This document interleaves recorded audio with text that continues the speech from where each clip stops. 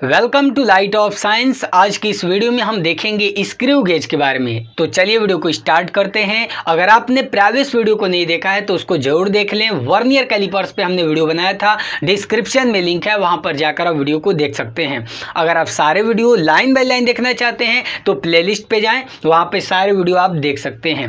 चलिए आज की इस वीडियो को स्टार्ट करते हैं। आज का हमारा टॉपिक है स्क्रू गेज। आज इस वीडियो में हम पूरा बेहतर तरीके से स्क्रू गेज के बारे में समझने वाले हैं। तो कॉपी पेन निकालें और फटाफट जो भी पढ़ाया जाए उसको नोट्स बनाते चलिएगा। चलिए तो आप स्क्रीन पे ये हमारा डायग्राम देख सकते हैं। ये सिंपल सा हम स्क्रू गेज का डायग्राम बनाए हुए हैं। आपको समझाने के लिए हमने आपको स्क्रीन पे यहाँ पे दो और डायग्राम दिया हुआ है, आप स्क्रीन पे देख सकते हैं।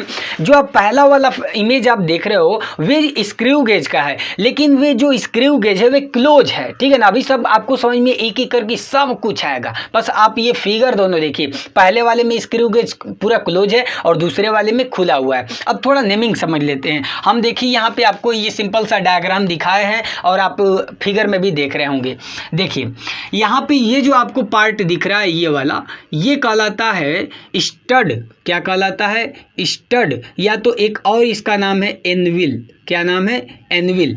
इसका मतलब ये जो आपको पोर्शन दिखाई दे रहा है ये पोर्शन क्या कहलाता है? स्टड या तो एनविल कहलाता है। बात समझ में आ गई? देखिए ये जो आप देख रहे हो ये कहलाता है स्क्रू। क्या कहलाता है? स्क्रू। इसको यहाँ पे लिख दे रहे हैं स्क्रू, या तो इसको और नाम दिया जाता है स्पिंडल, ठीक है, स्पिंडल। क्लियर हो गया? तो ये हो गया आपका स्टड या एनविल, ये हो गया आपका स्क्रू या तो स्पिंडल। बात समझ में आ गई? चलिए अब देखिए यहाँ पे ये जो आप देख रहे हो यू शेप का, ये कहलाता है फ्रेम। अभी सब समझेंगे, इसका मतलब एक एक करके समझ में आएगा, ठीक है ना। ये क्या है भैया? आपका फ्रेम है, ठीक है। देखिए यहाँ पे एक होता है आपका ऐसे, यहाँ पे ऐसे यूनिट्स होते हैं, यहाँ पे 1 2 3 सब लिखा होता है। ये कहलाता है पिच स्केल। क्या कहलाता है? इसको रेड मार्कर से लिख देते हैं।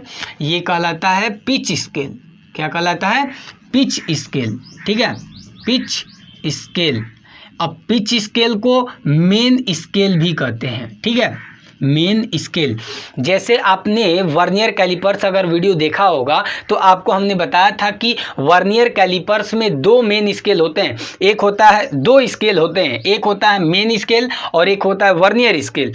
उसी तरह स्क्रू गेज में भी दो स्केल होते हैं, एक होता है मेन स्केल और यहाँ पे आप एक देखोगे तो ये होता है सर्कुलर स्केल, ठीक है। क्या होता है? Circular scale. यहाँ पे भी नंबरिंग लिखी होती है, ठीक है ना, यहाँ पे भी नंबरिंग होती है, ठीक। तो ये कहलाता है सर्कुलर स्केल। क्या कहलाता है? सर्कुलर स्केल, ठीक है। तो इतना चीज़ें हमने समझ लिया। देखिए ये क्या है? स्टड या तो एनविल इसे कहते हैं। ये क्या है? स्क्रू या तो स्पिंडल इसे कहा जाता है। ये आपका पिच स्केल या मेन स्केल है। आप फिगर में भी देख सकते हैं, जो आपको हम दिखा रहे हैं फिगर में, आप देखिए ये पिच स्केल या मेन स्केल है, ठीक है ना। यहाँ पे आप देख रहे होंगे, वहाँ पे भी जो इमेज आपको दिखाया जा रहा है, ठीक है। ये आपका क्या कहलाता है? Circular scale. जैसे हमने बताया था वर्नियर कैलिपर्स में जो मेन स्केल होता है वे तो फिक्स होता है, जो वर्नियर स्केल होता है वे मूवेबल होता है। उसी तरह यहाँ पे ये जो मेन स्केल है या पिच स्केल ये फिक्स होता है, और ये जो सर्कुलर स्केल है ये मूव कर सकता है, ठीक है ना, ऐसे रोटेट करा सकते हैं। बात समझ में आ गई? चलिए आगे बढ़ते हैं। देखिए ये कहलाता है आपका थिम्बल। क्या कहलाता है? थिम्बल, ठीक है। अब देखिए थिम्बल क्या होता है? थिम्बल जो है ये क्या होता है? ये थिम्बल सर्कुलर स्केल को सपोर्ट किए रहता है। मतलब जब आप थिम्बल को ऐसे घुमाओगे ना, ऐसे एंटी क्लॉकवाइज या तो क्लॉकवाइज, तो ये क्या होगा? सर्कुलर स्केल भी मूव करता है, ठीक है। देखिए अब एक बच गया ये पीछे, ये कहलाता है रैचेट। क्या कहलाता है? रैचेट। बात समझ में आ गई? रैचेट कहलाता है। अब एक एक करके सारे का काम समझते हैं। देखिए सबसे पहली बात, अगर मान लीजिए कि आपको कोई पतला सा चीज़ है, ठीक है, जैसे पेन हो गया, या तो मतलब कोई भी पतली चीज़ के लिए ये स्क्रू गेज जो है कि अप्लाई होता है। तो सबसे पहले मान लीजिए कि आपको कोई पेन है, जैसे हम सपोज करते हैं एक पेन ले लिया जाए। पेन कहाँ भैया?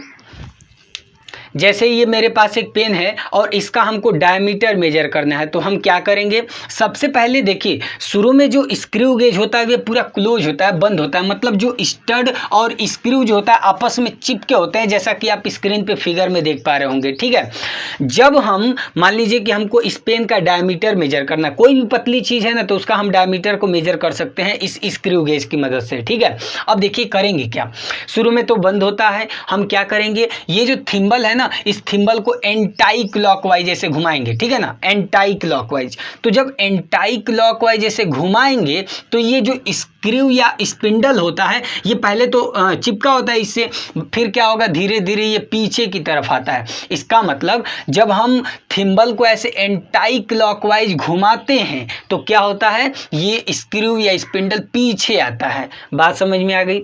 अब हम देखिए, अब हम क्या करेंगे, इस फ्रेम के अंडर में ही जो है कि इस फ्रेम के अंडर में जो है कि इसको लगा देंगे और फिर इस थिम्बल को क्या करेंगे, क्लॉकवाइज ऐसे घुमाते हैं। जब क्लॉकवाइज घुमाएंगे तो ये क्या होगा, ये स्क्रू ये जो स्क्रू या स्पिंडल ये आगे जाएगा और ये स्टड और स्क्रू के बीच में जो है कि ये दोनों चिपक जाएगा, मतलब स्टड और स्क्रू के बीच में ये पेन पूरा चिपक गया। अब आपको कंफर्म करना है कि ये क्या मतलब सही से चिपका है कि नहीं, क्योंकि अगर सही से चिपका नहीं होगा तो डायमीटर हम गलत मेजर कर पाएंगे। तो इसके लिए यहाँ पे होता है रैचेट। इस रैचेट को जब हम क्लॉकवाइज ऐसे घुमाते हैं तो क्या होता है, कर की आवाज़ आती है। और जैसे ही समझ लीजिए कर की आवाज़ आई ना, मतलब पूरा ये क्या हो गया है, स्टड और स्क्रू के बीच में बढ़िया से चिपक गया है। अब आप जो है कि यहाँ पे जो ये आपका पिच स्केल या मेन स्केल है और ये सर्कुलर स्केल, इन दोनों की रीडिंग की मदद से जो है कि आप इसके डायमीटर को मेजर कर सकते हैं। अभी हम पूरा एक एक चीज़ कैसे मेजर किया जाता है, रीडिंग कैसे लेते हैं, वे सारी चीज़ें इस वीडियो में समझेंगे। बस आपको वीडियो को अंत तक देखना है। ठीक है, बात समझ में आ गई, एक एक चीज़ यहाँ पे क्लियर हो गया कि नहीं। देखिए कोई भी डाउट, देखिए सबसे पहले इस पोर्शन को याद कर लीजिए, इसे क्या कहते हैं, स्टड या तो एनविल कहते हैं। ठीक है, ये क्या कहलाता है, स्क्रू या तो स्पिंडल कहलाता है। ठीक, ये जैसे हमने वर्नियर कैलिपर्स में बताया था, दो स्केल, एक था मेन स्केल, एक था वर्नियर स्केल, उसी तरह यहाँ पे होता है पिच स्केल, इसे मेन स्केल भी कहते हैं। ठीक है ना, ये होता है आपका सर्कुलर स्केल, सर्कुलर स्केल या हेड स्केल भी बोलते हैं। देखिए ये होता है thimble.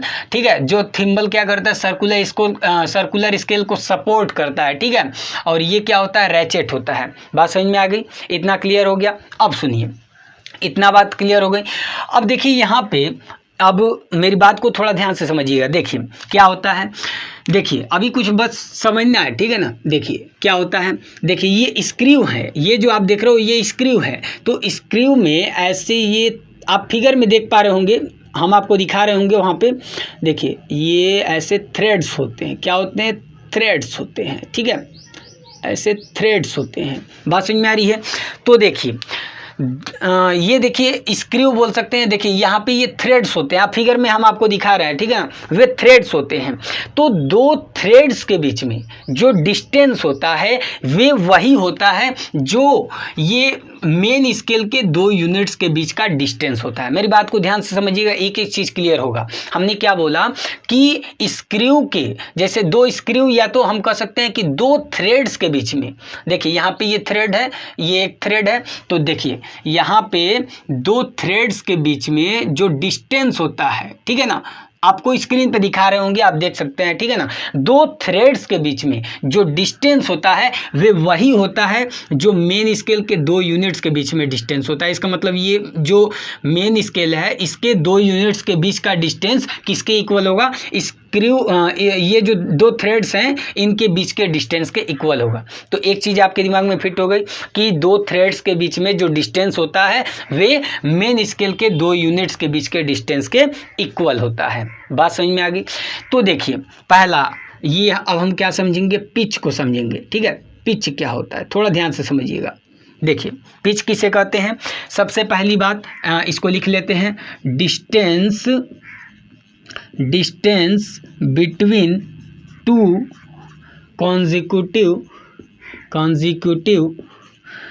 Distance between two consecutive क्या है, ये थ्रेड्स। ठीक है, कॉन्जिक्यूटिव थ्रेड्स इज कॉल्ड क्या, पिच, ठीक है ना।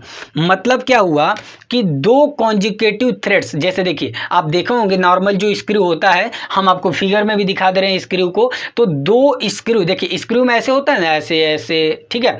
तो दो थ्रेड्स के बीच में जो ऐसे लिखा ऐसे बना होता है ना, आप देख रहे होगे फिगर में, तो दो थ्रेड्स के बीच में जो डिस्टेंस होता है उसी को क्या कहते हैं, पिच कहते हैं। बात समझ में आ गई। जैसे देखिए यहाँ पे हम आपको दिखाए हुए हैं, देखिए ये दो थ्रेड्स हैं, तो दो कॉन्जिक्यूटिव थ्रेड्स के बीच में जो डिस्टेंस होता है उसे क्या कहते हैं, पिच कहते हैं। और अभी हमने आपको क्या बताया है कि दो थ्रेड्स के बीच में जो डिस्टेंस होता है वे वही होता है जो मेन स्केल के दो यूनिट्स के बीच में होता है। इसका मतलब देखिए ये जो डिस्टेंस है इस डिस्टेंस के इक्वल है, और हम इस डिस्टेंस को क्या कर रहे हैं, पिच। इसका मतलब ये भी क्या हो जाएगा, पिच हो जाएगा। तो हम यहाँ से समझ गए हैं कि दो कॉन्जिक्यूटिव थ्रेड्स के बीच में जो डिस्टेंस होता है उसे पिच कहते हैं। तो हम यहाँ से ये भी तो कह सकते हैं कि मेन स्केल के दो यूनिट्स के बीच में जो डिस्टेंस होता है उसे भी क्या कहेंगे, पिच कहेंगे।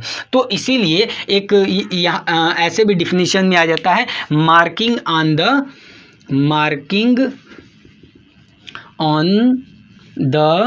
मेन स्केल, मतलब जो मेन स्केल का ये जो मार्किंग आप देख रहे हो ना, ये जो मार्किंग आप देख रहे हो ये कहलाता है क्या, पिच। देखिए कोई भी ले लीजिए, देखिए ये दो यूनिट्स के बीच में जो डिस्टेंस होता है उसी को क्या कहते हैं, पिच कहते हैं। क्लियर हो गया इतना। लेकिन ये डिफिनीशन अगर बढ़िया तरीके का आपको क्वेश्चन मिल जाए जेईई नीट का, तो वहाँ पे ये नहीं लग पाएगा। ये बस सिंपल सा आपको पिच का डिफिनीशन है। बढ़िया वाला क्या डिफिनीशन है, मतलब वे आपको न्यूमेरिकल लगाने में, बढ़िया न्यूमेरिकल लगाने में काम देगा। और एक्चुअली में बोले तो वे डिफिनीशन करेक्ट है। करेक्ट का मतलब बढ़िया है, ठीक है। ये दोनों भी हैं, ये भी डिफिनीशन आप लिख सकते हो, ये भी लिख सकते हो, लेकिन वे जो डिफिनीशन है वे आप किसी प्रकार का कितना भी बढ़िया तरीका, कितना भी घुमा के न्यूमेरिकल देगा तो वे कॉन्सेप्ट आपको बढ़िया तरीके से बताएगा। आखिर वे कॉन्सेप्ट क्या है समझिएगा ध्यान से। देखिए पिच, ये जो आप देख रहे हो ना स्क्रू गेज, इस स्क्रू गेज को ऐसे डिजाइन किया गया होता है कि यहाँ पे ये जो आप देख रहे हो ना दो थ्रेड्स के बीच में जो डिस्टेंस है, ऐसे डिजाइन इसको किया गया होता है कि दो थ्रेड्स के बीच में जो डिस्टेंस होता है वे मेन स्केल के दो यूनिट्स के बीच के डिस्टेंस के इक्वल होता है। इतना तो आपको समझ में आ गया होगा। अब देखिए एक और क्या डिफिनेशन होता है। देखिए जब हम इस सर्कुलर स्केल को एक कंप्लीट रोटेशन देते हैं, चाहे वे हम ऐसे एंटी क्लॉकवाइज घुमाएं या तो ऐसे क्लॉकवाइज घुमाएं। जैसे सपोज कीजिए, जैसे देखिए ये है, देखिए ठीक है ना, तो ये जो है मान लेते हैं कि ये थिम्बल है, ठीक। अब हम इसको घुमाएं तो देखिए जब हम सर्कुलर स्केल को एक कंप्लीट रोटेशन देते हैं तो स्क्रू जितना मूव करता है, चाहे वे आगे जाए या तो पीछे जाए। अब भैया हम ऐसे एंटी क्लॉकवाइज घुमाएंगे तो क्या होगा, ऐसे पीछे आएगा ना, ऐसे क्लॉकवाइज घुमाएंगे तो ये आगे जाएगा। तो बात समझ में आ रही है। जब एक कंप्लीट रोटेशन देते हैं सर्कुलर स्केल को तो ये स्क्रू जितना डिस्टेंस मूव करता है, चाहे वे आगे मूव करे या पीछे, तो उसे भी क्या कहते हैं, पिच कहते हैं। बात समझ में आ गई। एक बार फिर समझिए। देखिए मान लेते हैं ऐसे समझिएगा, हाँ ठीक है। देखिए सपोज करते हैं, ध्यान से देखिए, ये आपका स्क्रू है, ये हम यहाँ पे इसको घुमा रहे हैं। ध्यान से देखिएगा, हम क्या कर रहे हैं, ये सर्कुलर स्केल को एक कंप्लीट रोटेशन, देखिए यहाँ पे ये मान लीजिए कि ये इसका जीरो है, तो देखिए एक चक्कर ये घुमाए तो देखिए एक चक्कर घुमाने पे ये जो स्क्रू जितना डिस्टेंस मूव किया उसी को क्या कहते हैं, पिच कहते हैं। मतलब हम इसका पहले डिफिनीशन लिखते हैं फिर समझाते हैं। देखिए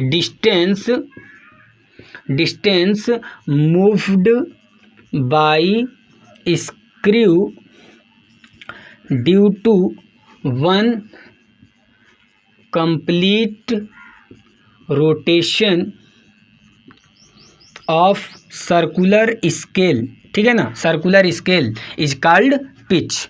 देखिए कहने का मतलब समझ में आ गया कि सर्कुलर स्केल को जब एक कंप्लीट रोटेशन देते हैं तो स्क्रू जितना डिस्टेंस मूव करता है, चाहे वे आगे जाए या पीछे, तो उसे क्या कहते हैं, पिच कहते हैं। और कमाल की बात ये होती है कि जितना डिस्टेंस मूव करता है, चाहे वे आगे मूव करे या पीछे, ठीक है, वे किसके इक्वल होता है, तो दो थ्रेड्स के, दो कॉन्जिक्यूटिव थ्रेड्स के डिस्टेंस के इक्वल होता है। बात समझ में आ गई? नहीं समझे? देखिए, कहने का मतलब ये है कि जब हमने क्या किया, देखिए जब हमने सर्कुलर स्केल को, ध्यान से समझिएगा, जब हम सर्कुलर स्केल को एक कंप्लीट, देखिए जब हम सर्कुलर स्केल को एक कंप्लीट रोटेशन देते हैं तो स्क्रू जितना डिस्टेंस मूव करता है वे किसके इक्वल होता है? वे किसके इक्वल होता है? वे दो कॉन्जिकेटिव थ्रेड्स के बीच में जो डिस्टेंस होता है उसी के इक्वल होता है।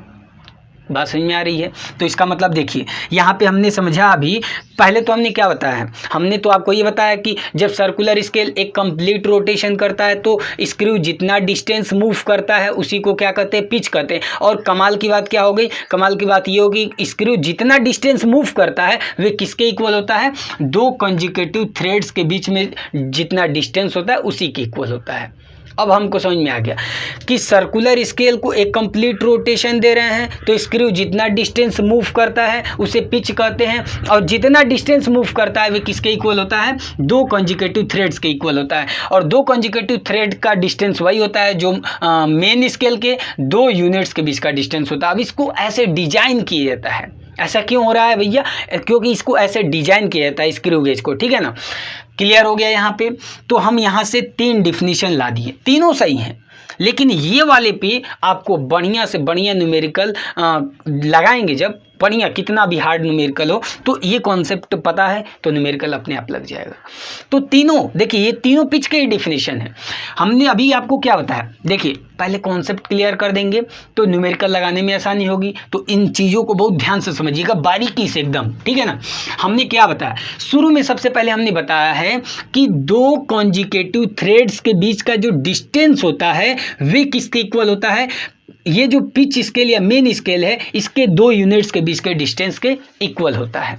इतना बात समझ में आ गया? हमने बताया था। देखिए अब फिर क्या बताया भैया, हमने आपको ये बताया है कि जब सर्कुलर स्केल को एक कंप्लीट रोटेशन देते हैं तो स्क्रू जितना डिस्टेंस मूव करता है वे क्या कहलाता है? पिच कहलाता है। और कमाल की बात क्या थी कि जितना डिस्टेंस मूव करता है वे किसके इक्वल होता है? ये दो थ्रेड्स के बीच के डिस्टेंस के इक्वल होता है। बात समझ में आ गई? तो हम ये तीनों डिफिनीशन जो है कि कह सकते हैं। तो ये तीनों डिफिनीशन किसके हो गए? पिच के। तो आप इसको पहले इतना नोट कर लें, कॉपी पेन पे फटाफट नोट कर लीजिए। हो गया? चलिए तो अब मिटा देते हैं, थोड़ा पिच समझ गए। अब देखिए, अब हमको क्या समझना है? अब हमको समझना है, देखिए लिस्ट काउंट। देखिए पिच समझ गए। अब देखिए, जैसे मान लीजिए अब स्क्रू गेज से मान लीजिए कि हम सबसे कम से कम कितना मेजरमेंट ले सकते हैं। जैसे हमको स्क्रू गेज से किसी चीज़ का डायमीटर या कुछ भी मेजर करना है तो सबसे छोटा मेजरमेंट हम स्क्रू गेज से क्या ले सकते हैं? क्या बता सकते हैं? नहीं? चलिए ये देखते हैं।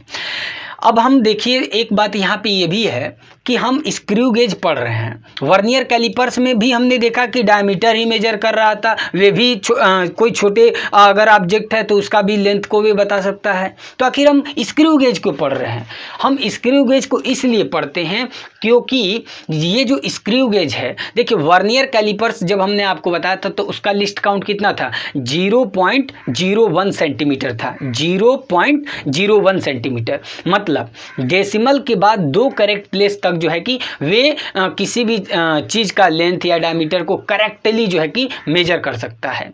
लेकिन जो ये स्क्रू गेज है ये क्या करता है? ये 0. देखिए इसका अभी निकालेंगे भी, इसका लिस्ट काउंट होता है 0.001 सेंटीमीटर। 0.001 सेंटीमीटर, मतलब ये डेसिमल के बाद 3 करेक्ट प्लेस तक जो है कि बढ़िया तरीके से मेजर कर सकता है। उससे ज़्यादा भी कर सकता है, 4 करेक्ट प्लेस तक कर सकता है, 5, लेकिन कैसे कर सकता है उतना तक का ये भी चीज़ें जानेंगे, बस आपको समझना है, ठीक है ना।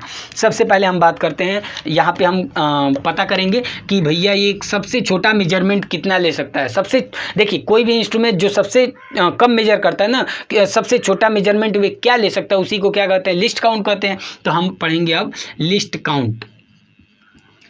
List count of screw gauge, ठीक है, स्क्रू गेज। देखिए अब हम समझेंगे कि कैसे हम स्क्रू गेज के लिस्ट काउंट को पा सकते हैं, कैसे हम उसका फार्मूला ला सकते हैं, ठीक है ना।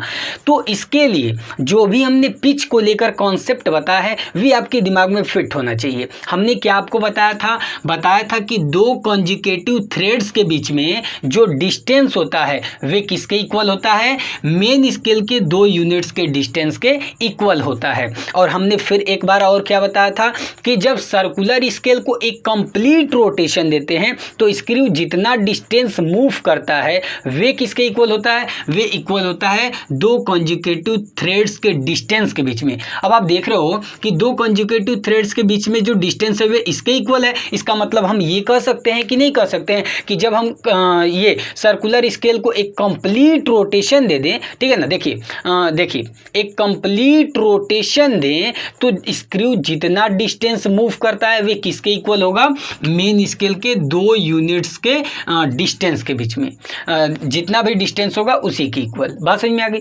तो अब देखिए मान लेते हैं कि ये जो मेन स्केल है यहाँ पे इसको बना रहे हैं, ये हो गया, मान लेते हैं 0 1 2 3 ऐसे बना दिए, ठीक है। मान लेते हैं कि ये जो मेन स्केल है वे मिलीमीटर में मार्क है, किसमें, मिलीमीटर में मान लेते हैं, ठीक है ना। अब देखिए जब ये मिलीमीटर में मार्क है, अब देखिए यहाँ पे आपको हमने क्या बताया कि जब सर्कुलर स्केल को एक कंप्लीट रोटेशन देते हैं तो स्क्रू जितना डिस्टेंस मूव करता है वे किसके इक्वल होता है, मेन स्केल के 2 यूनिट्स के बीच के डिस्टेंस के इक्वल। और हम देख रहे हैं कि 2 यूनिट्स के बीच में कितना डिस्टेंस है, अगर ये मिलीमीटर में हमने माना है तो ये कितना होगा, 1 मिलीमीटर। बात समझ में आ गया कि नहीं। जैसे मान लीजिए इस सर्कुलर स्केल को हम 2 कंप्लीट रोटेशन कर दे, देखिए 1 और ये 2, तो स्क्रू कितना मूव करेगा, एक कंप्लीट रोटेशन में कितना, एक कंप्लीट रोटेशन में 1 मिलीमीटर, तो 2 कंप्लीट रोटेशन में 2 मिलीमीटर मूव करेगा, 3 होगा तो 3 मिलीमीटर। बात समझ में आ रही है। इसका मतलब हम ये कह सकते हैं कम से कम कितना घुमा सकते हैं, एक चक्कर।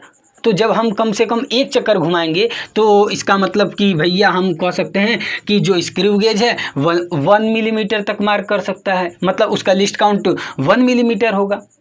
गड़बड़ हो जाएगी। हाँ, क्यों गड़बड़ हो रही है, क्योंकि ये जरूरी थोड़े नहीं है कि हम ये सर्कुलर स्केल को पूरा एक कंप्लीट रोटेशन ही दे दें, जरूरी है नहीं। ये हम इसको आधा चक्कर भी लगवा सकते हैं, 1/4 चक्कर लगवा सकते हैं। अगर मान लीजिए सपोज करें कि 1/100 चक्कर लगवा दें, हो सकता है कि नहीं। मतलब हम क्या देख रहे हैं, हम ये देख रहे हैं कि इस सर्कुलर स्केल पे मार्किंग कितना है ये डिपेंड करेगा कि भैया लिस्ट काउंट कितना होगा।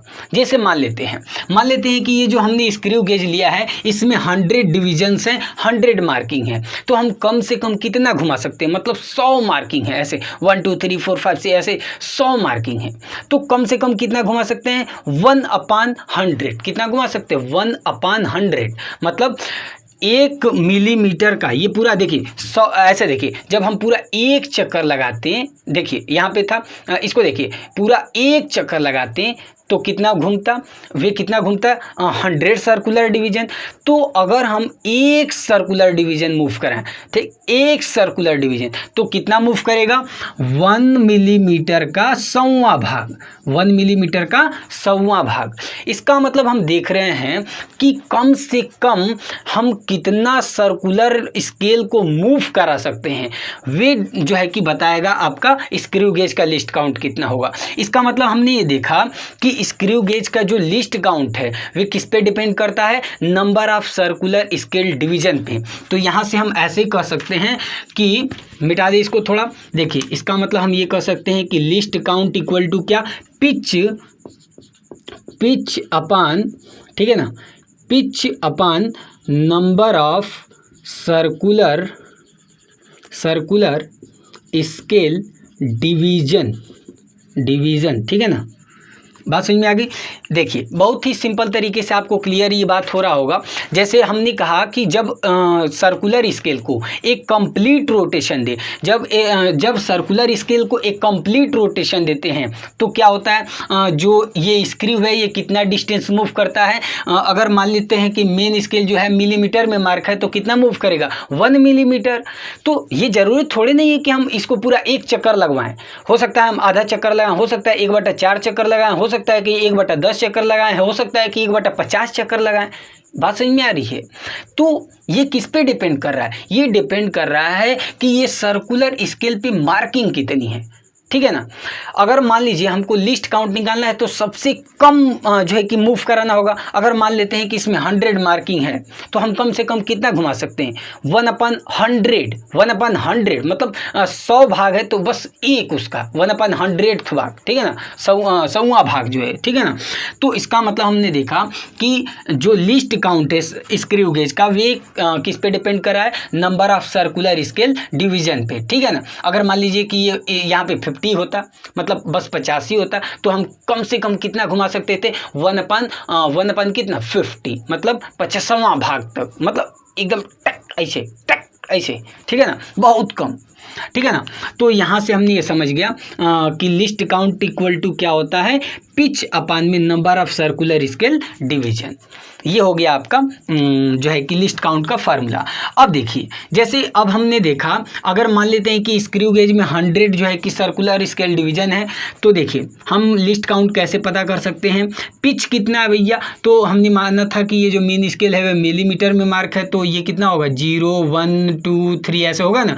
तो कितना हो जाएगा भाई, ये हो जाएगा 1 mm और अपान में कितने सर्कुलर स्केल डिवीजन है 100, तो इसको डिवाइड कर देंगे तो कितना हो जाएगा 0.01 मिलीमीटर। देखिए ये आपका मिल गया आंसर। बात समझ में आ गई। हाँ, इसको सेंटीमीटर में अगर आप करोगे तो कितना आ जाएगा, सेंटीमीटर में करने पे 0.001 सेंटीमीटर, ठीक है ना। अरे भाई 10 से डिवाइड कर देंगे, ठीक है ना, 10 से डिवाइड कर दोगे तो आ जाएगा 0.001 सेंटीमीटर। तो स्क्रू गेज का लिस्ट काउंट कितना होता है 0.001 सेंटीमीटर। अब जरूरी तो है नहीं कि इतना ही होगा, ये कम से कम। और देखिए अब जरूरी नहीं है ऐसा, अगर यहाँ पे मान लीजिए कि 1000 सर्कुलर स्केल डिवीजन हो तब क्या करेंगे, तब भैया यहाँ पे 1000 से डिवीजन होगा तो 0.0001 सेंटीमीटर हो जाता। तो इसका मतलब हम देख रहे हैं कि स्क्रू गेज का, ठीक है ना, स्क्रू गेज का लिस्ट काउंट डिपेंड किस पे करता है, number of circular scale division पे। बात समझ में आ गई। इस पे एक क्वेश्चन करते हैं ताकि आपको लिस्ट काउंट से जो अगर न्यूमेरिकल आए तो भी आसानी से आप कैसे कर सकते हो। लेकिन हाँ, ये बात आप ध्यान में रखिएगा कि अगर जब हम स्क्रू गेज पूरा पढ़ा देंगे तो एक अगला वीडियो आएगा जिसमें आप न्यूमेरिकल बस होगा। इस वीडियो में पूरा आप कॉन्सेप्ट समझोगे, कुछ न्यूमेरिकल्स भी होंगे, 1-2 न्यूमेरिकल सब पे लिस्ट काउंट बताएंगे, उस पर न्यूमेरिकल, रीडिंग पे न्यूमेरिकल, ठीक है ना। लेकिन एक अलग से वीडियो देखिए, हमारे सारे वीडियो देखेंगे तो एक पूरा कॉन्सेप्ट वाला होगा, उसमें कुछ न्यूमेरिकल भी होंगे, लेकिन एक पूरा वीडियो न्यूमेरिकल पे होगा जिसमें जेई नेट के क्वेश्चन होंगे, 11th के क्वेश्चन होंगे, ठीक है ना, एनसीईआरटी के भी हो सकते हैं क्वेश्चन होंगे। बात समझ में आ रही है। तो चलिए हम करते हैं क्वेश्चन को, तो मिटा दें। लिस्ट काउंट इक्वल टू दिमाग में सेट हो गया, पिच अपान में number of circular scale division. कैसे आपको समझ में आ रहा है ना कि कैसे इसके number of circular scale division पे डिपेंड करता है। चलिए मिटा देते हैं इसको। अब आते हैं यहाँ पे क्वेश्चन पे। आप स्क्रीन पे क्वेश्चन को देख सकते हैं, फटाफट अगर आपको आ रहा है तो क्वेश्चन को करिए, ठीक है ना। चलिए क्वेश्चन कर लिए, किया जाए। चलिए देखिए क्वेश्चन क्या है, ध्यान से समझिएगा। क्वेश्चन नंबर 1 ये किस पे बेस्ड है, लिस्ट काउंट पे बेस्ड क्वेश्चन है, ठीक है ना। देखिए क्वेश्चन क्या है, आप स्क्रीन पे क्वेश्चन देख लिए। देखिए क्वेश्चन है the circular scale of a screw gauge has 200 divisions. ध्यान से समझिएगा क्वेश्चन को, अगर आप ध्यान से पढ़ते हो तो एक एक चीज़ आपको खुद मिल जाएगा। बात समझ में आ रही है। देखिए कह रहा है कि स्क्रू गेज के सर्कुलर स्केल में कितने डिविजन्स हैं, 200 डिवीजन है। मतलब ये जो सर्कुलर स्केल है इसमें 100 की जगह कितना दे दिया, अब 200 डिवीजन। मतलब हमको दिया है number of circular scale division कितना, 200। बात समझ में आ गई। चलिए आगे पढ़ते हैं। When it is given for complete rotation it moves through 2 millimetre. देखिए अभी हमने आपको क्या कॉन्सेप्ट बताया कि जब सर्कुलर स्केल को एक कंप्लीट रोटेशन देते हैं तो ये कितना मूव करता है, दो मेन स्केल के 2 यूनिट्स के डिस्टेंस के बराबर, और ये कितना होता है 1 mm अगर मिलीमीटर में होगा तो ये कह रहा है कि अगर सर्कुलर स्केल को 4 कंप्लीट रोटेशन दिया जा रहा है तो ये कितना मूव कर रहा है स्क्रू, 2 मिलीमीटर। तो 2 मिलीमीटर मूव कर रहा है कितने में, 4 कंप्लीट रोटेशन में। तो इन 4 कंप्लीट रोटेशन 4 कंप्लीट रोटेशन में कितना मूव कर रहा है ये डिस्टेंस, 2 mm, ठीक है ना। तो आप बताइए कि हम पिच किसे कहते हैं, पिच किसे कहते हैं कि एक कंप्लीट रोटेशन में, सर्कुलर स्केल के एक कंप्लीट रोटेशन में स्क्रू जितना डिस्टेंस मूव करता है उसे ना पिच कहते हैं। तो यहाँ से हम एक कंप्लीट का निकाल लेते हैं। 1 कंप्लीट रोटेशन में कितना डिस्टेंस कवर होगा, तो देखिए ये हो गया 2 mm अपान में कितना 4, तो 2 1 जा 2 2 जा मतलब कितना हो गया 0.5 मिलीमीटर। क्लियर हो गया। चलिए एक कंप्लीट रोटेशन में जितना डिस्टेंस कवर करता है उसे क्या कहते हैं, पिच। तो ये कितना दिया है, ये दिया है आपका पिच, ये आपका पिच दिया हुआ है। पिच दे दिया, number of circular scale division दे दिया, और आपसे पूछ रहा है क्या, स्क्रू गेज के लिस्ट काउंट को। तो लिस्ट काउंट इक्वल टू हम जानते हैं पिच अपान में number of circular scale division. तो पिच कितना दिया है 0.5 mm, ठीक है ना, और अपान में क्या दिया भैया, ये दिया आपका 200। तो इसको हटा दे तो 1 0, 5 एकम 5 हो गया, 5 चौके 00, तो ये हो गया 1 अपान में 400, ठीक है ना, ये हो गया आपका मिलीमीटर। तो आप इसको सॉल्व कीजिएगा, कितना आएगा, ये होगा 0.25 मल्टीप्लाई 10 के पावर -2 मिलीमीटर। तो सेंटीमीटर में ऑप्शन दिया है तो मिलीमीटर को सेंटीमीटर में करने का 10 से डिवाइड कर दीजिए तो ये हो जाएगा 0.25 मल्टीप्लाई 10 के पावर -3 सेंटीमीटर, ठीक है ना। तो कितना आसान है, बस आप देख रहे हो ना, अभी तो बस बेसिक क्वेश्चन करा है, ये भी ध्यान में रखिएगा। अगली वीडियो को जरूर देखिएगा, अगर ये पूरा कॉन्सेप्ट आपको समझ में आ जाएगा तो अगली वीडियो में क्वेश्चन बढ़िया होंगे और उसको जरूर कीजिएगा, ठीक है ना। चलिए तो उम्मीद करता हूँ लिस्ट काउंट पे आपको क्वेश्चन छोटा सा, अगर मतलब नन्ना क्वेश्चन आ जाए लेवल 1 का तो कर सकते हैं। चलिए अभी आगे बढ़ते हैं और हम देखते हैं कि कैसे स्क्रू गेज से हम रीडिंग लेते हैं। जैसे मान लीजिए कि हाँ हमको जैसे ये पेन दिया था, जैसे आपको ये पेन दिया था तो पेन का डायमीटर आप कैसे मेजर कर सकते हैं, ठीक है ना। तो रीडिंग कैसे लेंगे, जैसे पहले इसको मिटा देते हैं, कैसे लिया जाएगा सारा कॉन्सेप्ट अभी समझ में आएगा, ठीक है ना। बस आपको एक काम करना है, जब तक तोड़ेंगे नहीं तब तक छोड़ेंगे नहीं, इतना मेहनत कीजिए और तब तक मेहनत कीजिए जब तक कि आपका मंजिल ना आपको मिल जाए, ठीक है ना। चलिए आते हैं, सबसे पहली बात देखिए हमको क्या पढ़ना है अब, फाइंडिंग रीडिंग, हमारा हेडिंग होगा फाइंडिंग रीडिंग, ठीक है ना। कैसे हम रीडिंग को फाइंड करेंगे, मतलब कैसे हम रीडिंग निकालेंगे। सबसे पहली बात देखिए, जैसे मान लीजिए कि इस पेन का हमको डायमीटर मेजर करना है तो हम क्या करेंगे, इसको सबसे पहले आपको हमने बताया था कि जो स्क्रू गेज होगा वह पूरा बंद होता है। तो सबसे पहले हम क्या करेंगे, इस थिम्बल को एंटी क्लॉकवाइज घुमाएंगे। तो जब एंटी क्लॉकवाइज घुमाएंगे तो ये स्क्रू पहले तो स्टड से चिपका होता है, सटा होता है, तो ये क्या होगा धीरे धीरे पीछे आएगा।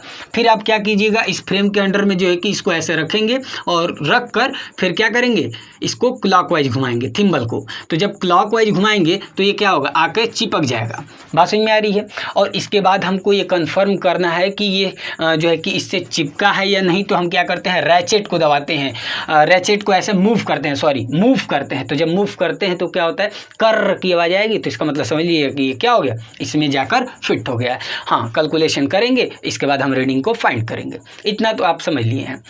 अब जैसे मान लेते हैं कि इसको हमने यहाँ पे रखा, पहले इसको खोला, जुर्र ऐसे खोल दिया और यहाँ पे रख के ऐसे कर बंद कर दिया। अब बंद कर दिया तो हमने मान लेते हैं कि इसको 1 चक्कर 2 चक्कर 3 चक्कर, मान लिया 3 चक्कर लगाएं तो ये जो है कि पूरा कसा गया।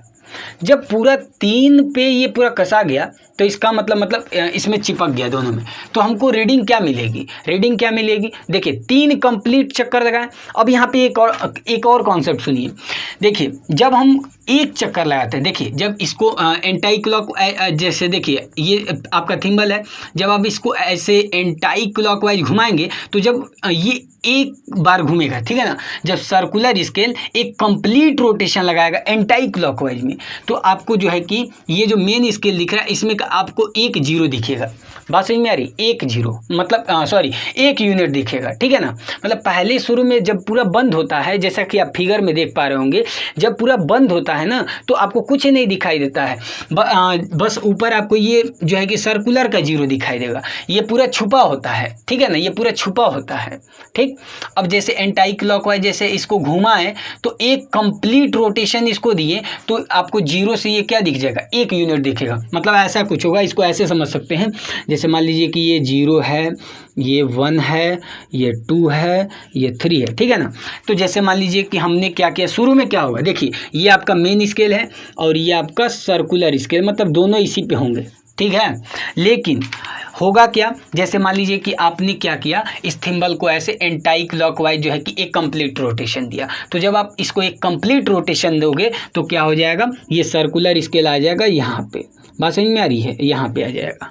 बात समझ में आ रही है? इसका मतलब यहाँ पे आप एक चीज़ ये समझ लीजिएगा कि जब हम एक जो है कि एंटाई क्लॉकवाइज घुमाते हैं या क्लॉकवाइज घुमाते हैं तो क्या होता है, ये जो सर्कुलर स्केल होता है वे क्या होता है, एक कंप्लीट रोटेशन पे जो है कि 1 यूनिट मतलब जो है कि हमेशा 1 यूनिट मतलब आगे या पीछे आता है। जैसे पहले अगर 0 पे रहेगा ना तो इसके बाद 1 पे आ जाएगा, अगर 2 कंप्लीट रोटेशन कर दे तो एक इस पे आ जाएगा, 2 पे आ जाएगा, 3 कंप्लीट रोटेशन पे इस पे आ जाएगा। तो हमने बताया आपको, अभी हमने क्या एग्जांपल दिया है कि इस पेन को यहाँ पे रखें और इसको जो है कि पूरा मतलब खोल के पूरा कस दिए तो देखें कि 3 कंप्लीट रोटेशन हुआ। तो जब 3 कंप्लीट रोटेशन हुआ तो इसका मतलब जो सर्कुलर स्केल होगा वे कहाँ पे आ जाएगा, इस 3 पे आ जाएगा। 3 का मतलब 3 mm का ये इसका डायमीटर है। ये जनरली ऐसे हम फाइंड कर सकते हैं। जैसे मान लीजिए इसको ना, जैसे मार्कर है, इसका डायमीटर फाइंड करना है तो सबसे पहले तो भाई जैसे बताए हैं क्या करोगे आप, पूरा बंद रहेगा तो इसको खोलोगे, ऐसे जर खोल दिए, इसको यहाँ पे लगा के ऐसे कस देंगे। तो मान लीजिए जब ऐसे कस रहे हैं 1 complete rotation, 2 complete rotation, 3 complete rotation, 4 complete rotation और 5, तो मतलब 5वीं वाले में ये दोनों आपस में आके चिपक गए एकदम बढ़िया से। तो 5 कंप्लीट रोटेशन हुआ, तो 5 कंप्लीट रोटेशन, इसका मतलब जो सर्कुलर स्केल होगा वे कितना पे आ जाएगा, 4 5 पे आ जाएगा यहाँ पे। इसका मतलब इसका डायमीटर कितना हो जाएगा तब 5 मिलीमीटर। बात समझ में आ रही है? लेकिन जैसे मान लीजिए कि इस पेन को यहाँ पे रखें, 3 कंप्लीट रोटेशन दिए फिर भी ये जो है कि नहीं चिपका, मतलब ये जो स्टड है, स्टड और स्क्रू दोनों आपस में नहीं चिपके। लेकिन थोड़ा सा और घुमा दिए, पूरा नहीं लगा है, पूरा नहीं, 3 चक्कर तो हो गया, अब पूरा नहीं लगा रहा है, बस थोड़ा सा और घुमाए जैसे ही तो ये पूरा जो है कि चिपक गया। तो इसका मतलब ऐसे कंडीशन हुआ कि 3 से ज़्यादा और 4 से कम पे जो है कि सर्कुलर आके रुक गया। ऐसा नहीं पता है कि 3.5 पे है कि 3.4 पे, बस क्या हुआ ऐसा हुआ, ऐसा कंडीशन हुआ कि ये 3 और 4 के बीच में, मतलब ये मान लीजिए कि ये 3 था, ये 4 था, तो सर्कुलर स्केल इसी के बीच में आ गया। आएगा कि नहीं? देखिए पूरा 3 कंप्लीट रोटेशन लगा दिए कि मतलब कि 3 पे आ गया सर्कुलर स्केल, लेकिन अभी भी नहीं पूरा कसा, तो थोड़ा सा और घुमाए तो जो है कि यहाँ पे आके कसा गया। बात समझ में आ रही है? तो हमने देखा कि ये 3 और 4 के बीच में आएगा। तो अब तो थोड़ा बताना कठिन हो गया। जैसे हमने 3 कंप्लीट रोटेशन लगा दिया, 3 कंप्लीट रोटेशन हुआ तो हमने कह दिया कि हाँ इसका डायमीटर 3 है, 5 किया तो बता दिया कि वो 5 मिलीमीटर उसका डायमीटर है। लेकिन यहाँ पे थोड़ा सा ज़्यादा हो जा रहा है, न 3 ही है न 4 है, 3 और 4 के बीच में है, तब कैसे बताएंगे? तो इसके लिए एक फार्मूला होता है, उसको पहले नोट कर लीजिए। चलिए नोट करते हैं। देखिए क्या फार्मूला होता है भाई, reading equal to MSR plus CSR। पहले इसको आप नोट कर लें। देखिए जैसे हमने वर्नियर कैलिपर्स में आपको बताया था ना रीडिंग निकालने MSR प्लस VSR, उसी तरह इसमें भी स्क्रू गेज में रीडिंग निकालने का फार्मूला होता है reading equal to MSR plus CSR, जहाँ पे MSR का मतलब क्या है, MSR का मतलब है reading on main scale just before of circular scale, ठीक है ना, just before of circular scale. अभी इसको हम अच्छे तरीके से आपको समझाएंगे, ठीक है ना, reading on main scale just before of circular scale. देखिए CSR का मतलब, देखिए MSR का मतलब क्या, मेन स्केल रीडिंग, और CSR का मतलब सर्कुलर स्केल रीडिंग। बात समझ में आ गई। देखिए इसका मतलब क्या है, CSR इक्वल टू होता है, जैसे उसमें बताया था, list count into coinciding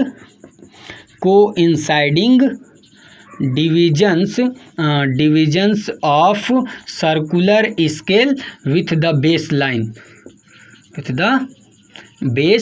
line. इसको पहले आप फटाफट नोट कर लें, ठीक है ना, list count into coinciding division of circular scale with the base line, note कर लिए। हाँ देखिए जैसे हमने बताया कि अभी मान लीजिए कि इस पेन का देखिए इस पेन का हमको क्या करना है, डायमीटर को मेजर करना है।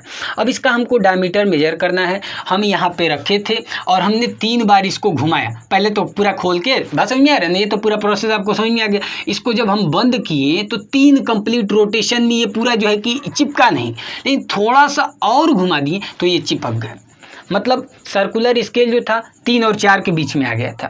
तो वहाँ पे रीडिंग कैसे लेनी हो, मतलब उसका हम डायमीटर कैसे मेजर कर सकते हैं, उसके लिए ये फार्मूला है, reading equal to MSR plus CSR। MSR का मतलब मेन स्केल रीडिंग, CSR का मतलब circular scale reading. Main scale reading equal to होता है reading on main scale just before of circular scale, और CSR इक्वल टू क्या होता है, least count into coinciding division of circular scale with the base line. अब इसको समझिएगा ध्यान से, जैसे ये हो गया आपका, देखिए ये क्या हो गया भैया आपका, मान लेते हैं ये 0 है, ये 1 है, ये 2 है, ये 3 है, और ये सपोज करते हैं ये 4 है, ठीक है। जब आपने क्या किया कि 3 कंप्लीट रोटेशन किया तभी भी नहीं हुआ, थोड़ा सा और घुमाए, तो सपोज करते हैं कि ये जो सर्कुलर स्केल था ये आ गया यहाँ पे, ठीक है ना, सपोज करते हैं ये जो था ना, ये सर्कुलर स्केल, इसको हमने यहाँ पे बना दिया आपको समझने के लिए।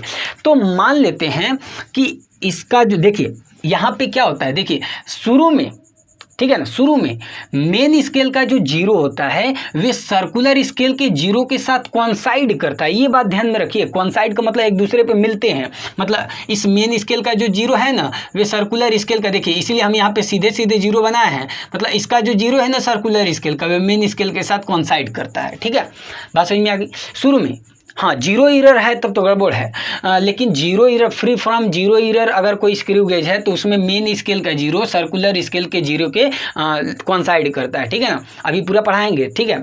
देखिए तो यहाँ पे क्या हो रहा है, जैसे मान लीजिए कि यहाँ पे हम सपोज कर रहे हैं कि थोड़ा सा और घुमा दिए, तो थोड़ा सा और घुमाए तो सपोज करते हैं कि यहाँ पे जो है कि सर्कुलर स्केल का जो डिवीज़न है मान लेते हैं कि 5वां आया, यहाँ पे 5वां कॉन्साइड कर रहा है। मेरी बात को ध्यान से समझेंगे, एक एक चीज़ आपको समझ में आएगा।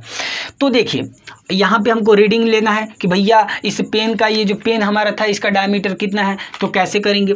तो देखिए MSR का मतलब क्या है, reading on main scale just before of circular scale, मतलब ये जो आपको सर्कुलर स्केल दिख रहे हैं तो सर्कुलर स्केल से पहले मेन स्केल की रीडिंग। अब मेन स्केल की रीडिंग का मतलब जो आपको साफ दिख रहा है, मतलब कि सर्कुलर स्केल से पहले जो आपको नंबर साफ दिख रहा है उसको लेना है। तो यहाँ पे क्या दिख रहा है 3, तो इसका मतलब MSR की जगह रख देंगे 3 प्लस। बात समझ में आ रही है। अभी 1-2 और एग्जाम्पल लेंगे, एकदम बढ़िया समझ में आ जाएगा। इधर देखिए लिस्ट काउंट, मान लेते हैं कि ये जो सर्कुलर स्केल था, इस स्क्रू गेज का ये जो सर्कुलर स्केल है, मान लेते हैं कि इसमें 100 डिवीजन है, तो लिस्ट काउंट कितना हो गया, अभी आपको बताया था कितना हो जाएगा। अगर मान लेते हैं कि मिलीमीटर में है तो 0.01 जो है कि इसका क्या होगा, लिस्ट काउंट होगा। बताए थे ना लिस्ट काउंट निकालने, अभी least count equal to pitch, तो पिच हो गया 1 mm, और 100 डिवीजन था तो 100 से डिवाइड करेंगे तो 0.01 मिलीमीटर लिस्ट काउंट हो गया। तो लिस्ट काउंट हो गया 0.01 0.01 into coinciding division of circular scale with the base line. Base line से कौन सा कॉन्साइड कर रहा है, सर्कुलर स्केल का कौन सा जो है कि डिवीजन कॉन्साइड कर रहा है। तो आप देख रहे हो कि ये कौन सा कॉन्साइड कर रहा है, 5वां, तो यहाँ पे रख देंगे 5। तो मल्टीप्लाई कर दे तो 3 प्लस इसमें करेंगे तो 0.05, तो ये हो गया फाइनली 3.05 मिलीमीटर। देखिए कितने आसानी से निकल गया। मतलब हमको क्या करना है, कुल मिला जुला के आपको बस ये छोटा सा फार्मूला आपके दिमाग में होना चाहिए। एक और एग्जांपल लेते हैं, आपको बेहतर तरीके से समझ में आ जाएगा। इसको मिटा दें। देखिए जैसे मान लेते हैं, अब थोड़ा पेन का नहीं, इस मान लेते हैं मार्कर का हमको डायमीटर मेजर करना है। तो सबसे पहला काम आपको हमने बताया कि जो स्क्रू गेज होता है पूरा बंद होता है, उसको क्या करेंगे, थिम्बल को एंटी क्लॉकवाइज घुमाएंगे तो स्क्रू जो है पीछे की तरफ आएगा। उसको क्या करेंगे, ऐसे फ्रेम के अंदर में इसको रखेंगे और फिर जो है कि इसको घुमाएंगे, ठीक है ना। मान लेते हैं कि इसको 5 बार घुमाएं, 1 2 3 4 5, 5 बार घुमाएं। मान लेते हैं कि पूरा चिपक गया, ठीक, रैचेट घुमाए कर रखी आवाज आई, 5 बार में पूरा जो है कि मिला, तो 5 कंप्लीट रोटेशन हुआ। तो इसका मतलब हम कह सकते हैं कि इसका डायमीटर कितना है, 5 mm। लेकिन अगर 5 ना हो, मतलब 5 कंप्लीट रोटेशन के फिर भी ये दोनों आपस में नहीं चिपके, ठीक है, तो हम मान लेते हैं कि थोड़ा सा और घुमा दिए तो जो है कि फिर थोड़ा सा और घुमाए तो ये चिपक गया। बात समझ में आ रही है। थोड़ा सा और घुमा दिए तो मान लेते हैं कि ये जो है कि दोनों आपस में ये दोनों चिपक गए, ठीक। तो इसका डायमीटर अब तो गड़बड़ होगी, आप कैसे निकालें। तो ये फार्मूला आपको याद है, आप फटाफट कर सकते हैं। जैसे मान लेते हैं ये पहले आपको डायग्राम बना दे, ये हो गया 0, ये 1, ये 2, ये 3, ये 4, ये 5, ये 6, 5 कंप्लीट रोटेशन किया, ठीक है, यहाँ तक आया। थोड़ा सा और बढ़ा दिए, तो अब थोड़ा सा और बढ़ा, पता नहीं कहाँ पे आया, तो सब मान लेते हैं कि ये सर्कुलर स्केल यहाँ पे आ गया, ठीक। और मान लेते हैं कि इसका जो है कि सपोज करते हैं 4 वाला डिवीजन, जैसे इसमें क्या होता है, अब भाई 100 मार्किंग है, सपोज कर लेते हैं 100। अब आप यहाँ पे जो भी क्वेश्चन में दिया होगा उसके अकॉर्डिंग आप मानेंगे, ठीक है ना। तो मान लेते हैं कि इसमें 100 मार्किंग है, 100 डिविजन्स है, और सपोज करते हैं कि इसको ऐसे घुमाते घुमाते जब घुमाया तो सपोज करते हैं कि इस सर्कुलर स्केल का जो है कि कुछ और मान लेते हैं कि 40वां वाला, मतलब 40th जो है कि सर्कुलर स्केल डिवीजन है, वे जो है कि इस मेन स्केल के साथ कॉन्साइड कर रहा है। बात समझ में आ गई। तो देखिए MSR का मतलब, इसको थोड़ा मिटा दिए यहाँ पे। देखिए MSR का मतलब क्या हुआ, MSR का मतलब ये है कि सर्कुलर स्केल से पहले जो मार्किंग हम लेते हैं ना मेन स्केल पे, वे, तो देखिए आपको साफ साफ क्या दिख रहा है, 5, तो ये हो गया 5 प्लस CSR का मतलब लिस्ट काउंट। तो लिस्ट काउंट आपको बताया, अगर ये 100 हो या मिलीमीटर में हो तो लिस्ट काउंट कितना हो, ये 0.01 मल्टीप्लाई। इसके बाद बताया है कि कौन सा कॉन्साइड कर रहा है, coinciding division of circular scale with the base line. तो बेस लाइन के साथ, ये बेस लाइन है, ठीक है ना, ये क्या है, ये वाला जो है बेस लाइन है। तो बेस, देखिए सर्कुलर स्केल का कौन सा डिवीजन बेस लाइन से कॉन्साइड कर रहा है, तो 40, तो यहाँ पर रख देंगे 40। तो ये हो जाएगा 5 प्लस 0.40, इसको ऐड कर देंगे तो 5.40 mm हो गया। इस प्रकार जो है कि आप रीडिंग लेते हैं, ठीक है ना, रीडिंग ले सकते हैं स्क्रू गेज का, ठीक है ना। स्क्रू गेज से हम जैसे कोई भी चीज़ का डायमीटर मेजर करना है या तो लेंथ मेजर करना है, तो जो है कि आप इस फार्मूले की मदद से जो है कि किसी भी चीज़ का डायमीटर या तो लेंथ को मेजर कर सकते हैं, ठीक है। अब आते हैं एक क्वेश्चन करते हैं इस पर, ठीक है। तब तक के लिए यहाँ पे मिटा दी इसको फटाफट। उम्मीद करता हूँ आपको ये फार्मूला याद हो गया। रीडिंग इक्वल टू, बोलिए, reading equal to MSR plus CSR। MSR का मतलब क्या है, reading on main scale just before of क्या, सर्कुलर स्केल, ठीक है, सर्कुलर स्केल। और CSR का मतलब least count into coinciding division of circular scale with the base line, ठीक है। चलिए क्वेश्चन करते हैं इस पे। आप स्क्रीन पे क्वेश्चन को देख सकते हैं। देखिए क्वेश्चन क्या है, क्वेश्चन है भैया, क्वेश्चन क्या, क्वेश्चन है भाई, देखिए क्वेश्चन है a screw gauge having 100 equal divisions. देखिए ध्यान से क्वेश्चन बस पढ़िएगा, एक एक चीज़ अगर आपको आ रहा है ना, वीडियो को पॉज कीजिए और खुद से कीजिए, ठीक है। देखिए कह रहा है कि एक स्क्रू गेज है जिसमें 100 इक्वल डिविजन्स हैं, ठीक है, 100 इक्वल डिविजन्स हैं, and a pitch of length 1 millimetre is used to measure the diameter of wire of length 5.6 centimetre. बहुत ध्यान से क्वेश्चन समझिएगा। कह रहा है कि एक स्क्रू गेज है जिसमें 100 इक्वल डिवीजन है, तो मान लेते हैं कि यही वाला दिया है, हाँ ठीक है ना, इस एक स्क्रू गेज है जिसमें 100 इक्वल डिविजन्स है, मतलब क्या दिया, नंबर ऑफ CSD दिया है ना, number of circular scale division आपको दिया है कितना, 100, ठीक है। और कह रहा है कि and pitch of length 1 mm, और कह रहा है कि इसका पिच कितना दिया है, पिच दिया है, जो पिच का लेंथ है कितना है, 1 mm है, ठीक है। तो कह रहा है कि एक स्क्रू गेज जिसमें 100 सर्कुलर स्केल में 100 जो है कि ये डिविजन्स हैं, इक्वल डिविजन्स, और जो इसका पिच स्केल है उसमें उसका लेंथ कितना 1 mm है, ठीक है ना।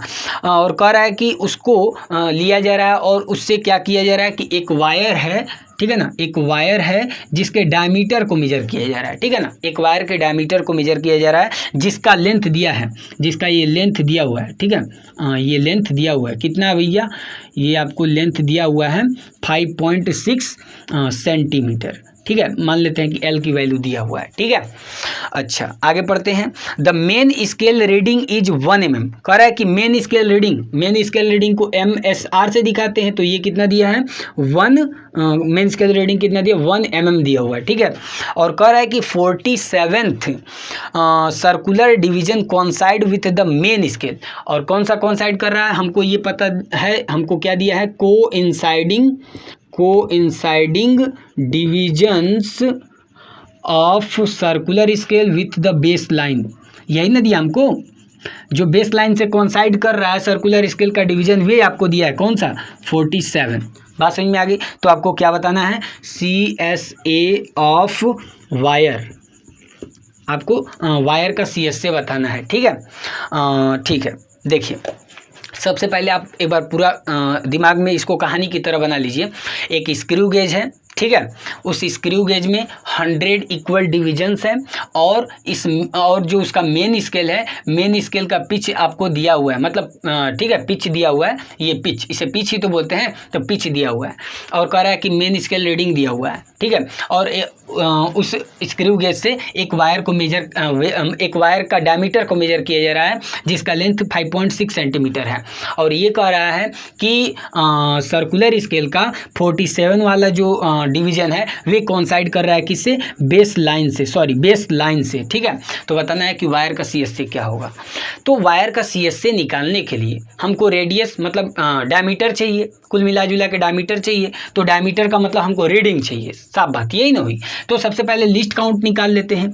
तो देखिए लिस्ट काउंट इक्वल टू क्या होगा, पिच अपान में number of circular scale division, तो पिच कितना दिया हो 1 mm रख देते हैं, अपान में number of circular scale division कितना दिया है 100, तो कितना हो जाएगा 0.01 mm। हमको मिल गया लिस्ट काउंट। हाँ ध्यान में रखिएगा कि ये सेंटीमीटर में पूछा है, तो इसको और डिवाइड कर दीजिए या छोड़ दीजिए, लास्ट में कर दिया जाएगा हो सके तो। देखिए आपको ये पता हो गया लिस्ट काउंट। अब आपको हमने क्या बताया कि रीडिंग इक्वल टू क्या होता है, रीडिंग लेने का मतलब क्या, डायमीटर मेजर कर रहे हैं, ठीक है ना, यहाँ पे ऐसे डायमीटर लिख दे रहे हैं, डायमीटर ऑफ अ वायर।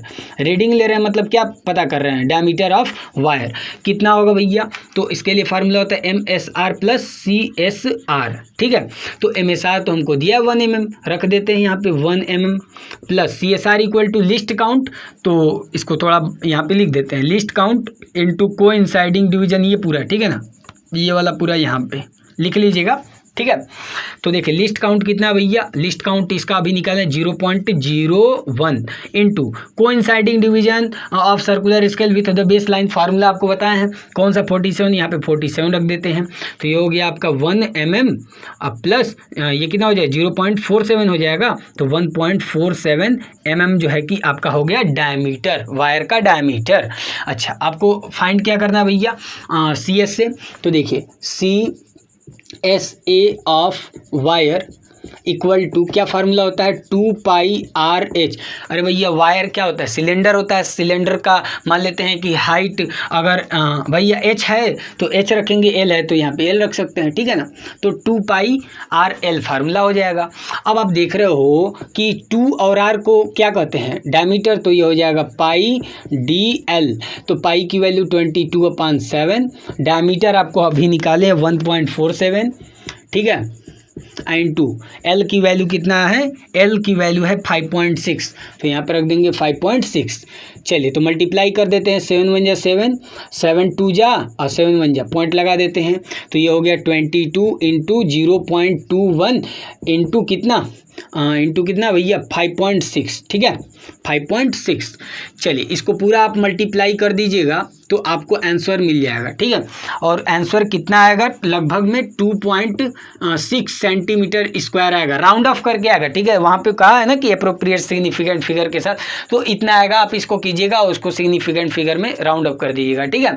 तो इतना आंसर आएगा, बात समझ में आ गई। इसको इसमें मल्टीप्लाई करके इसको इसमें मल्टीप्लाई कर दीजिएगा, ठीक है। तो देखिए कुल मिला जुला के इस प्रकार की अगर बेस्ड आपको क्वेश्चन आ जाए तो आपको देख रहे हैं कि बस आपको फार्मूला याद होना चाहिए। फार्मूला याद है, कॉन्सेप्ट आपने पहले पिच का कॉन्सेप्ट ही मेन था, उसको समझ लिया तो मतलब सब कुछ समझ लिया, ठीक है ना। चलिए हम आते हैं अब देखिए ये क्या था, ये देखिए हमने आपको बताया क्या है कि जो मेन स्केल का जीरो होता है वे सर्कुलर स्केल के जीरो के साथ कॉन्साइड करता है। कब, जब जीरो एरर नहीं होता है तो। लेकिन अगर जीरो एरर हो तब क्या करेंगे, चलिए तो उसके लिए कॉन्सेप्ट समझते हैं। पहले इसको मिटा दें, फटाफट मिटा देते हैं। हाँ एक चीज़ आप ये काम कर सकते हैं, थोड़ा सपोर्ट करने के लिए आप वीडियो को अपने फ्रेंड्स के साथ ज़रूर शेयर करें, ठीक है। बस एक काम करना है आपको, ज़्यादा कुछ नहीं, बस ठीक है। अपने फ्रेंड्स के साथ इस वीडियो को ज़रूर शेयर कीजिएगा। चलिए तो देखते हैं। सबसे पहले बात हमारा टॉपिक अब क्या होगा, जीरो एरर, जीरो एरर, ठीक है।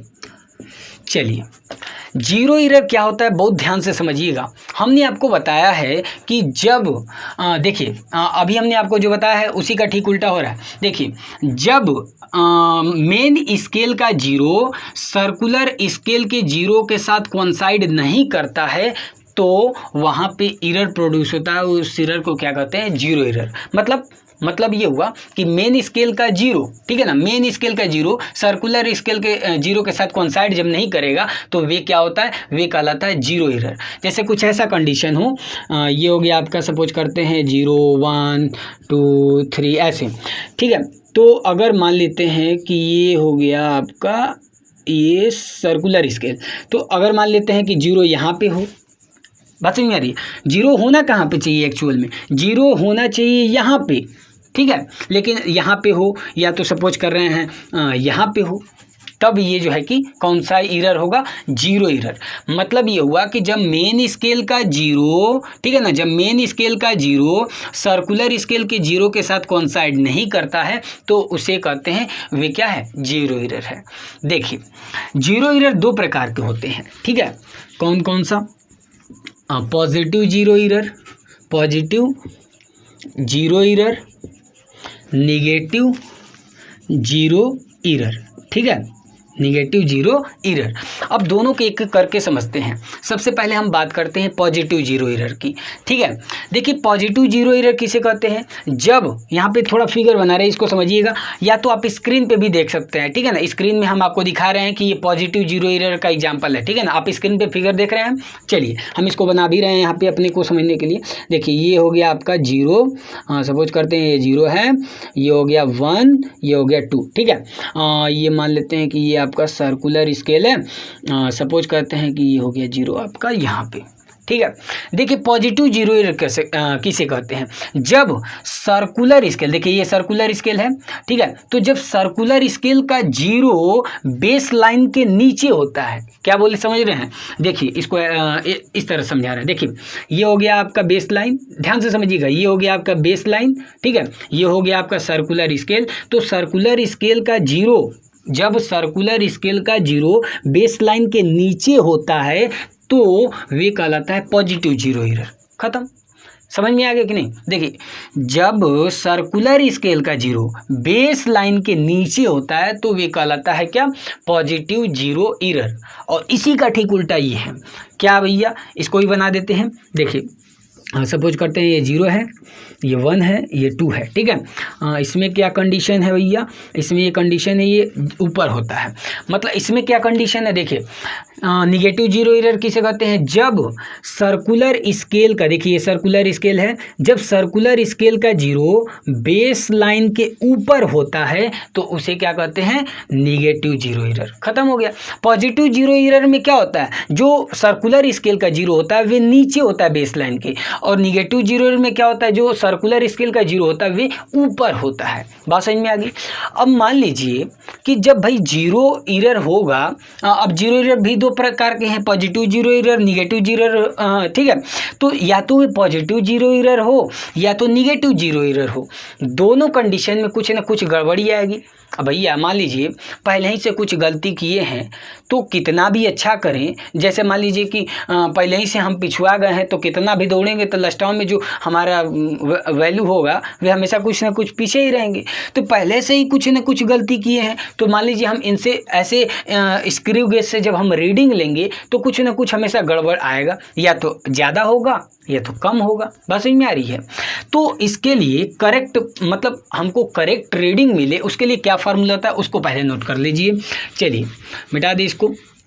देखिए इसके लिए क्या फार्मूला होता है? Correct reading equal to correct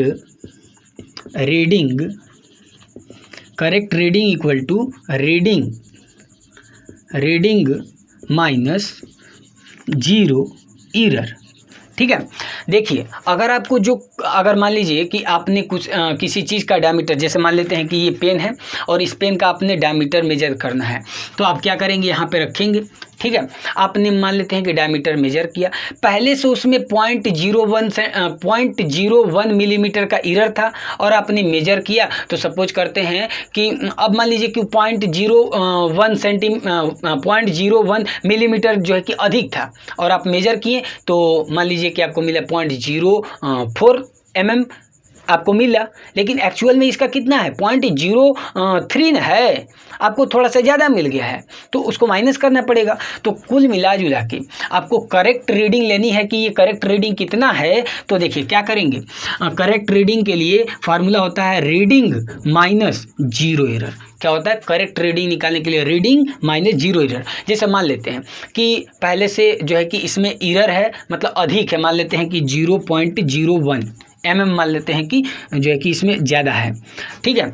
और रीडिंग हमने मान लीजिए कि लिया 0.04, तो इसको जब सब्सट्रैक्ट करेंगे तभी तो पता चलेगा कि ये कितना है, एक्चुअल में इसका डायमीटर कितना है। तो बात समझ में आ रही है? तो देखिए कभी भी करेक्ट रीडिंग निकालने के लिए क्या फार्मूला यूज करेंगे? Reading minus zero error. कभी भी जीरो एरर माइनस ही होता है, ये ध्यान में रखिएगा। रीडिंग हमें जो जीरो एरर होता है ना वे हमेशा माइनस में होता है। अब देखिए जीरो एरर दो टाइप्स के हैं, एक होता है पॉजिटिव, एक होता है निगेटिव। तो दोनों के लिए देखिए फार्मूला अलग है। क्या क्या है भैया? देखिए मिटा दे इसको। देखिए इसको नोट कर लिए। चलिए देखिए पॉजिटिव जीरो एरर के लिए क्या फार्मूला होता है और निगेटिव जीरो एरर के लिए देखिए क्या फार्मूला होता है? Positive zero error. इसके लिए क्या फार्मूला होता है? Positive zero error equal to होता है least count multiply coinciding divisions of circular scale with base line. ये फार्मूला होता है, ठीक है ना। और जबकि निगेटिव जीरो का भी लिख देते हैं साथ साथ, negative zero error equal to क्या फार्मूला होता है इसका भी वही होता है, ठीक है ना। लिस्ट काउंट इनटू कोइंसाइडिंग, इसको पूरा यही वाला है, ठीक है ना, यहाँ पे लिख देंगे। तो हम यहाँ से क्या समझ रहे हैं कि पॉजिटिव जीरो एरर का क्या फार्मूला होता है? Least count into coinciding divisions of circular scale with base line. इसका भी वही होता है, लेकिन फ़र्क क्या है कि इसका जो आएगा रिजल्ट वे हमेशा प्लस में होगा और निगेटिव जीरो एरर जो होगा वे हमेशा माइनस में होगा। बात समझ में आ रही है? क्लियर हो गया कि नहीं? देखिए positive zero error equal to least count into coinciding division of circular scale with baseline formula यही है और इसका भी यही है। लेकिन पॉजिटिव जीरो एरर का जब पूरा ये लाएंगे तो रिजल्ट हमेशा प्लस में होगा और इसका रिजल्ट हमेशा माइनस में होगा। ऐसा क्यों कर रहा है, इसको थोड़ा फिल कीजिए, ठीक है ना, मिटा दे इसको। देखिए सबसे पहले हम लेते हैं थोड़ा पॉजिटिव जीरो एरर का, ठीक है ना, पॉजिटिव जीरो एरर का। देखिए पॉजिटिव जीरो एरर में आपको हमने क्या बताया है कि जो देखिए ये 0 है, ये 1 है, ये 2 है। हमने क्या बताया था कि जो सर्कुलर स्केल का 0 होता है वे क्या होता है, बेस लाइन के नीचे होता है। अभी आपको बताया ना कि पॉजिटिव जीरो एरर क्या होता है, जब सर्कुलर स्केल का 0 बेस लाइन के नीचे होता है तो उसे पॉजिटिव जीरो एरर कहते हैं। ठीक, अब यहाँ पे आपको देखिए यहाँ पे 0 नीचे है। अब मतलब क्या हो रहा है कि जैसे शुरू में जब मतलब ऐसे वहाँ पे स्क्रू गेज से मतलब मेजरमेंट नहीं किया गया, ठीक है, बिफोर मेजरमेंट, तो उस समय क्या हुआ है आप देख रहे हो शुरू से ही यहाँ पे जो है कि ये दोनों कॉन्साइड नहीं कर रहे। सपोज कर रहे हैं कि इसका 4 वाला इससे कॉन्साइड कर रहा है, बात समझ में आ रही है, 4 वाला। तो अब यहाँ पे आपको देख रहे हैं कि शुरू से ही कितना अधिक है, ये 4 यूनिट जो है कि शुरू से ही अधिक है। अब मान लीजिए कि हम इसका डायमीटर मेजर किए और डायमीटर मेजर किए तो हमको मिला 10, हमको क्या मिला 10। तो शुरू से ही देखिए, शुरू से ही 4 अधिक था, शुरू से ही 4 अधिक था कि नहीं। और हम जानते हैं कि करेक्ट रीडिंग इक्वल टू क्या होता है, करेक्ट रीडिंग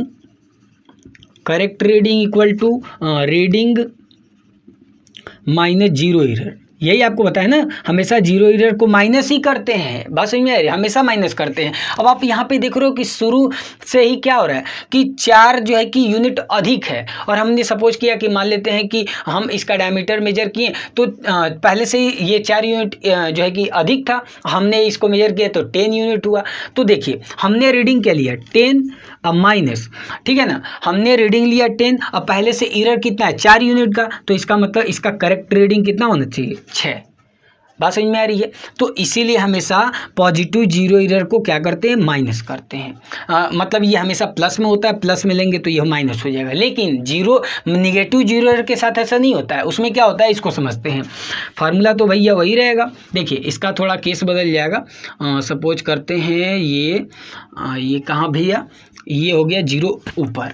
हमने आपको बताया ना कि जब सर्कुलर स्केल का 0 बेस लाइन के ऊपर होता है तो वे होता है निगेटिव जीरो एरर। क्या होता है, निगेटिव जीरो एरर।